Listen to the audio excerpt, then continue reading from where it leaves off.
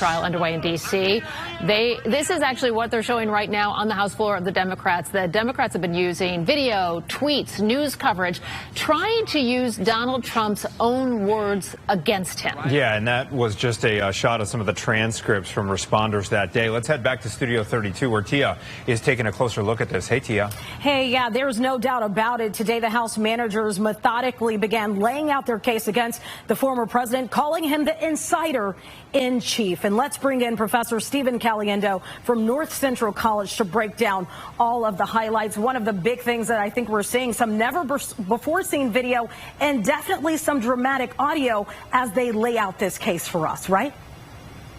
That's right, Tia. And I think it's really a 21st century trial. I mean, lots of multimedia presentation, footage that we hadn't seen before or that we hadn't heard before, some of it audio, and quite dramatic. It's been a dramatic afternoon.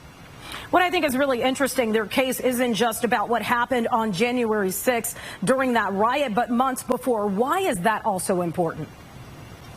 Well, it's important to show that it wasn't a spontaneous event, because if you argue that it was a spontaneous event, then you hinge everything on what the president said that particular day. And I think what the House is trying to do is show that this is something that the president had laid out for a long time, starting with his claims that he couldn't lose the election unless it was rigged, and that was months before the actual election. And so we talked about this, I think, Tia, at the time. It was an inoculation attempt to sort of say either I win or it was rigged. And so that set up all of this, and they're trying to establish that timeline moving backwards. We're looking at some video right now as people just hop right on in at the Capitol, and we've seen tweets from Trump as well. Is that part of the strategy to show that, in fact, Trump, as they are calling him, is indeed the insider in chief? It has to be that. It has to be that, because otherwise, if you don't pin, and we can talk about all the drama we want about what happened on January 6th and how terrible it was and how it should never have happened and how bad the folks are who did it. But this is not about that. There'll be time to talk about that, too. Lots of those folks have been indicted. This is about whether the president of the United States was responsible for what happened and whether what he did warrants his impeachment being upheld and that him being convicted. And what's different about this than the last one, though, Tia, is that we have a lot of his own words. Before, remember, we just had a readout of a call he had with the Ukrainian president. Here we have his words in lots of different venues, in rallies, in speeches, and in tweets, and that's all being used in the manager's case. Yeah, that's why a lot of people told him to get off of Twitter in the first place. Senators who are the jury members are watching, but are the impeachment managers also trying to make a case to the American public?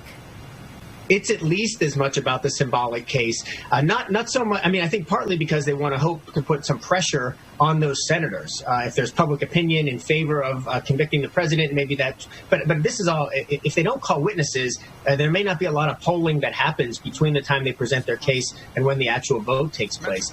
But more than that, it's a statement about who we are as a country and what we expect of our presidents and what's appropriate. And so some of the trying that's happening is in front of these jurors, the ones who will vote, but also the rest of us, the American public, who is at the court of public opinion.